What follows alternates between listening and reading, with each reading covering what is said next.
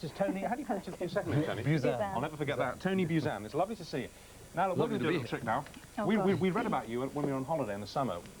There were stories about you helping Prince Charles to remember certain things. He meets so many people he has to remember names. And there was a technique in the paper about how you can remember the planets in our solar system and their correct order going outwards from the sun. Yes. We learnt it in about 30 seconds.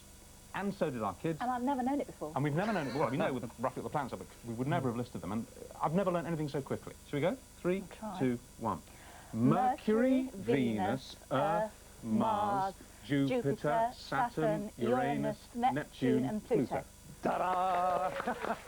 We were very proud of ourselves. And to demonstrate the technique that helped us learn that, which is exactly the same technique as those guys used just earlier this morning, show us how we learnt the planets, what your technique was. Yes, basically the brain needs to have imagination, it needs to have association, it needs to have images. And so what you do is you tell yourself a story.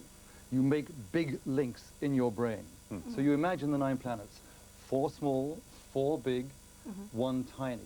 And you imagine that the sun is getting hotter and hotter and hotter, and in front of it is a little, because it's a little planet, thermometer, in which there is that liquid metal that measures temperature called... Mercury. Mercury. Cool. You imagine the sun getting hotter and hotter, and it suddenly explodes, and all the little balls of mercury go next to this beautiful goddess by the name of Venus. Little because it's a little planet. Venus picks up one of these balls of mercury and throws it right up through the studio, and it lands, boom, on Earth. Now, I'll just take this down here.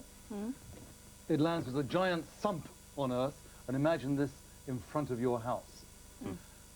That Earth goes into your next-door neighbor's garden, and you imagine in this fantasy that the next-door neighbor is a little red face, because it's a red planet. You can even have him carrying a chocolate bar, and he's really furious. Who's the god of war? Mars. Mars is about to cause trouble when striding down the street, and again, you use your imagination, is this giant Jupiter. Jupiter, giant with a J on his forehead, and on his T-shirt, in big letters, because they're big planets, is the word sun, S-U-N. S, the first letter for Saturn, U, the first letter for Uranus, N, the first letter for Neptune. And sitting on Jupiter's head, watching all this thing going on, is little Pluto. And there you have the planets of the solar system. I've got to tell you, man, it works. You see, I used to think that that technique was so much trouble, right, to learn something that I never ever... I used to read about this technique in books. No, I can't waste my time telling myself these stories. And anyway, there's far too much baggage in my head.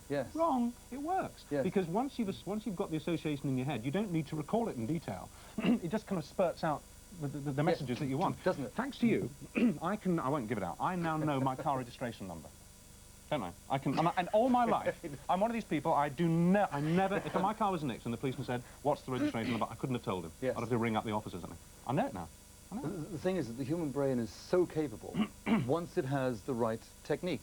Once it knows how to do it. It's like any sport. As long as you know how to hit the ball, then you can do it better. Or ride a bike. Ride a bike, swim, anything. You call it mind mapping, don't you? Yes, mind mapping is the way in which the brain maps out its thoughts. Yeah. So that, for example, if we were doing a note on this program, or a note on Shakespeare, a note on Hamlet, instead of having Hamlet is a very interesting play, and blah, blah, blah, blah, blah, which is really boring.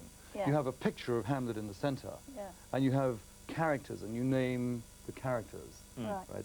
You then have plot, and you branch out on the plot. And you're using your memory. It's fantastic for revision.